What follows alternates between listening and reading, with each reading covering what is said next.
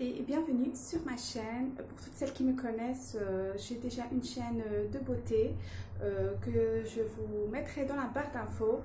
Et voilà, j'ai décidé d'ouvrir une nouvelle chaîne où je peux partager d'autres choses que le make-up et la coiffure avec vous. Et aujourd'hui, je me reprends. Aujourd'hui, j'avais envie de partager avec vous une recette à l'approche de l'Aïd qui est dans 2 jours.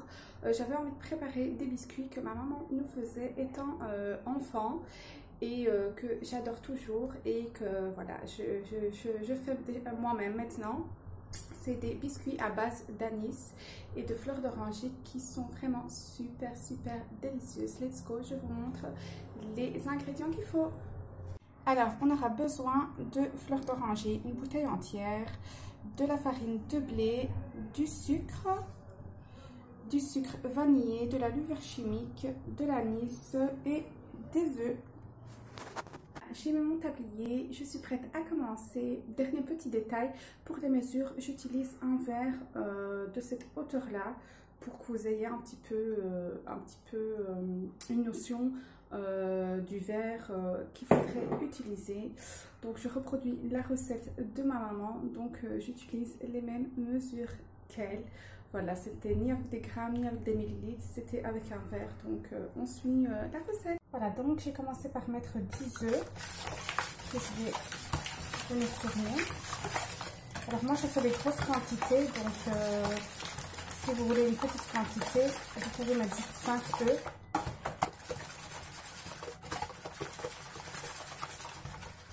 Ensuite je rajoute mon sucre.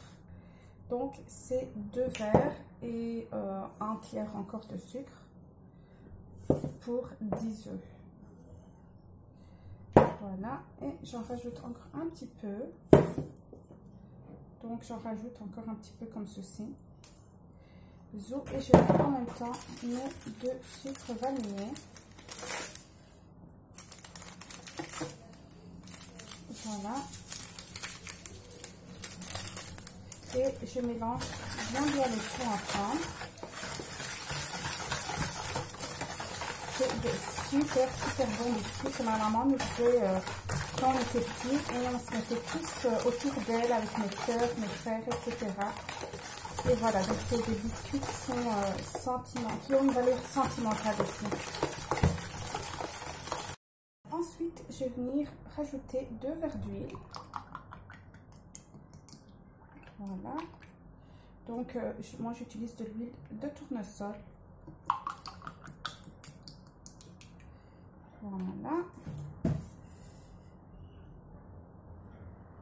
et je mélange le tout de nouveau bien.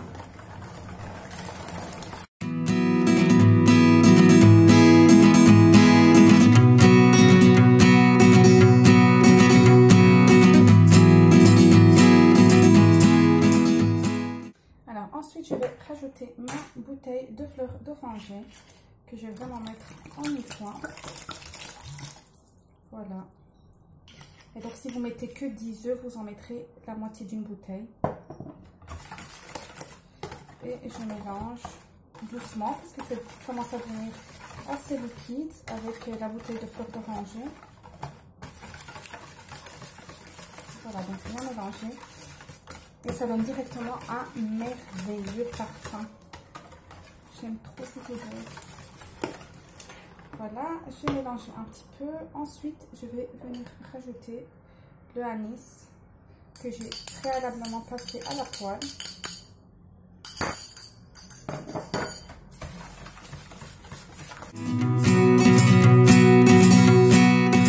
Alors maintenant, dernier ingrédient que je rajoute, c'est la farine de blé. Et là, en fait, c'est au fur et à mesure. Je vais vous montrer la consistance de la pâte, comment elle doit être. Elle doit être encore souple, mais elle doit bien se tenir quand même. Donc au début, je commence à mélanger avec le fouet, mais vous verrez qu'après, je vais devoir pétrir avec mes mains.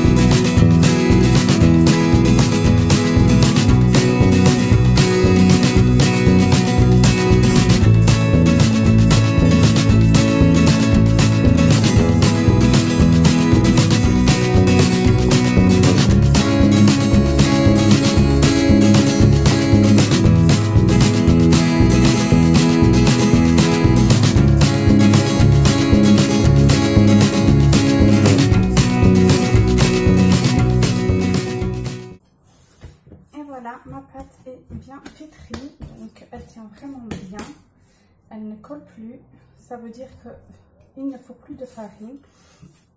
Donc, une fois que vous obtenez cette consistance-ci, c'est que vous l'avez bien pétri. Vous avez mis assez de farine, elle ne colle plus. Comme vous voyez, elle est assez souple encore, donc facile à travailler.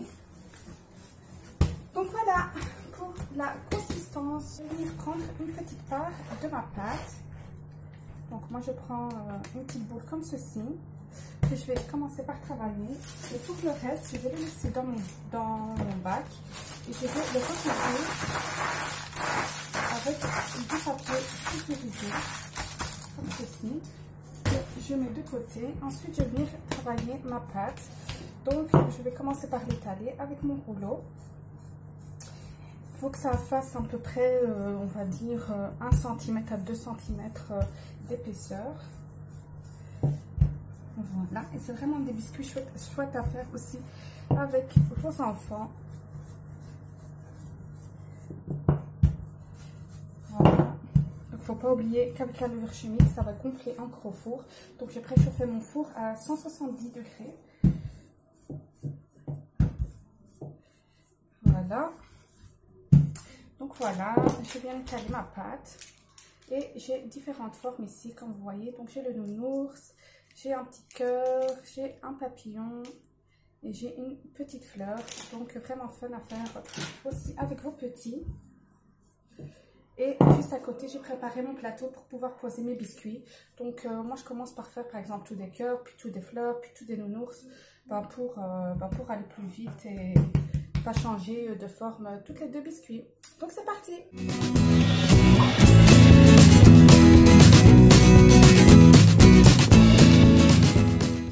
Que j'ai posé, que j'ai fait tous mes cœurs, je me retrouve donc avec une pâte plein de trous que je vais de nouveau rassembler, travailler un tout petit peu, en faire une petite boule. Voilà, et de nouveau je l'étale et je choisis une autre forme et c'est reparti pour la même opération, de nouveau faire différentes formes.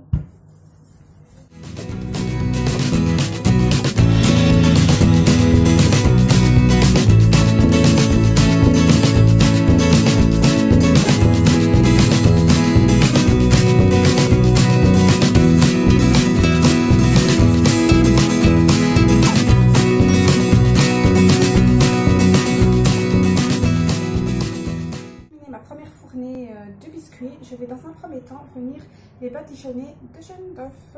C'est parti! Donc comme vous pouvez le constater, j'ai badigeonné le dessus des biscuits avec du jaune d'œuf.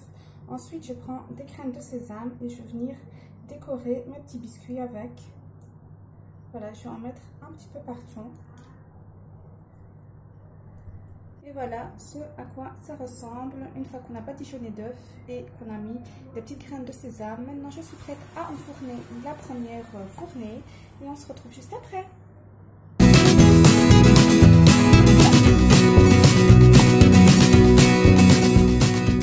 Et voilà pour le résultat des gâteaux. Donc on a des cœurs, des papillons, des petits nounours, des fleurs. On a un peu de tout. Je vais faire avec les formes que j'avais. Et voilà, très bon à déguster avec un petit verre de thé à la menthe ou du café au choix. Voilà pour la recette de mes petits gâteaux à base d'anis et de fleurs d'oranger. J'espère que la recette vous aura plu. Donc super recette à faire à un moment de fête ou juste pour vous amuser avec vos enfants avec toutes sortes de formes. Ça leur plaît toujours, vous pouvez déguster ça avec du café, du thé, etc. C'est un vrai délice.